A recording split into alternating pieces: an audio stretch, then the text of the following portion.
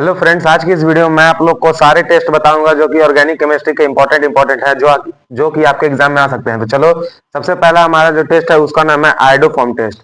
ये हम लोग किसके लिए मतलब टेस्ट करते हैं, तो टू डिटेक्ट मिथाइल कीटोन और सेकेंडरी अल्कोहल। ठीक है, ये टेस्ट हम लोग इसलिए करते हैं ताकि हम लोग उसमें से मिथाइल कीटोन और सेकेंडरी अल्कोहल पा सकें। तो सबसे पहले कीटोन से, कीटोन जब हमारा रिएक्ट करेगा आयोडोफॉर्म रिएजेंट के साथ। अब आयोडोफॉर्म रिएजेंट क्या होता है? आयोडोफॉर्म में देखो, आयोडीन का सॉल्यूशन होता है और उसमें एक बेस होता है प्रेजेंट, जो कि KOH भी हो सकता है या फिर NaOH भी हो सकता है। तो मैंने यहाँ पे NaOH लिया है, आप यहाँ पे KOH भी ले सकते हो।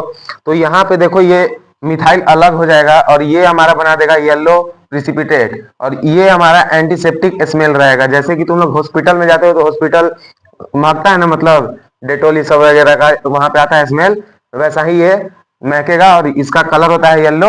तो आप लोग को याद रखना होगा, नहीं तो एग्जाम में आ सकता है कि what is the colour of iodoform test product. तो आप लोग को लिखना होगा वहां पे येलो प्रिसिपिटेट होता है उसका।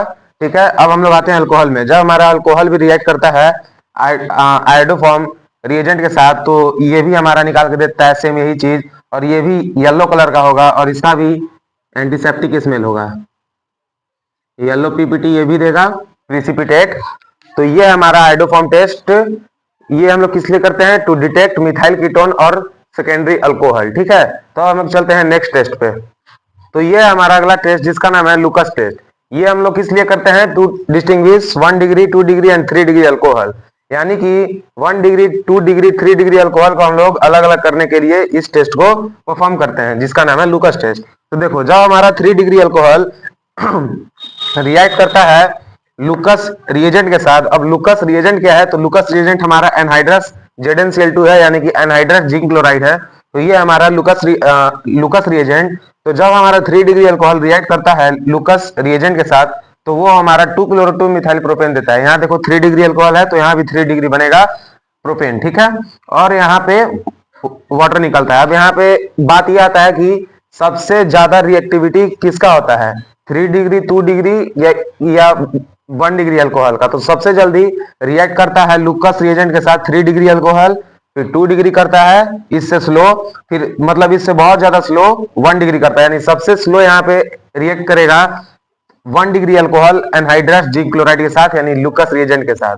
तो अब हम लोग चलते हैं नेक्स्ट टेस्ट पे। ठीक है, तो ये हमारा नेक्स्ट टेस्ट जिसका नाम है हिंसबर्ग टेस्ट। तो ये हम लोग किस लिए करते हैं? To test 1 degree 2 degree amines. इससे हम लोग 1 डिग्री 2 डिग्री अमाइंस को टेस्ट करते हैं कि वहां पे है कि नहीं। ठीक है, तो जब हमारा 1 डिग्री अमाइन जिसका नाम एनिलीन है, इसका नाम एनिलीन है, ये 1 डिग्री अमाइन है, जब रिएक्ट करेगा हिंसबर्ग रिएजेंट के साथ, तो हिंसबर्ग रिएजेंट होगा हमारा बेंजीन सल्फोनाइल क्लोराइड, जो कि कलरलेस होगा, और इसका फॉर्मूला देखो C6H5SO2Cl होगा। और ये जब पास होगा सोडियम हाइड्रोक्साइड से, जो कि एक बेस है, तो ये हमारा देखो सोडियम का एक सॉल्ट दे देगा जिसका नाम होगा, तो यहाँ पे देखो अमाइन है, यहाँ पे देखो नाइट्रोजन निकल गया तो यहाँ पे 1 डिग्री अमाइन है। तो ये हमारा टेस्ट यहीं पे खत्म हुआ। और लेकिन इसमें एक नोट करने के लिए बात ये है कि ये 2 डिग्री अमाइन इसमें रिएक्ट नहीं करता है। 2 degree amine do not react. 2 degree amine यहाँ रिएक्ट नहीं करता है, सिर्फ 1 डिग्री और 3 डिग्री अमाइन ही यहाँ पे रिएक्ट होगा, और इसमें दिख जाएगा कि यहाँ पे 1 डिग्री और 3 डिग्री अमाइन है। 2 डिग्री अमाइन रिएक्ट ही नहीं करेगा, तो पता कहाँ से आएगा हम लोग को? तो हमारे हिंसबर्ग रिएजेंट देखो कौन है? Benzene sulfonyl chloride with sodium hydroxide. तो इसको याद कर लेना, वहां पे लिखने के लिए आएगा कि हिंसबर्ग रिएजेंट का नाम लिखो तो तुम लोग लिख देना benzene sulfonyl chloride with sodium hydroxide. ठीक है, अब हम लोग चलते हैं नेक्स्ट टेक्स्ट पे। तो ये हमारा नेक्स्ट टेस्ट जिसका नाम है कार्बाइल अमाइन और आइसोसाइनाइड टेस्ट।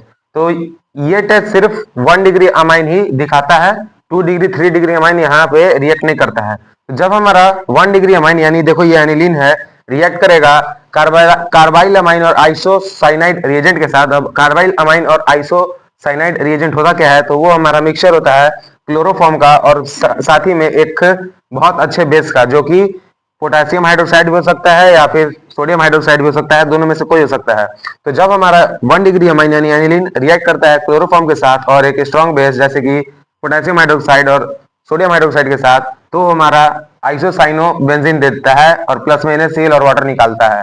तो ये हमारा आइसोसाइनाइड टेस्ट। आइसोसाइनाइड टेस्ट हम लोग इसको इसलिए बोलते हैं क्योंकि यहाँ पे आइसोसाइनोबेंजीन बनता है, इसलिए हम लोग इसको आइसोसाइनाइड टेस्ट बोलते हैं।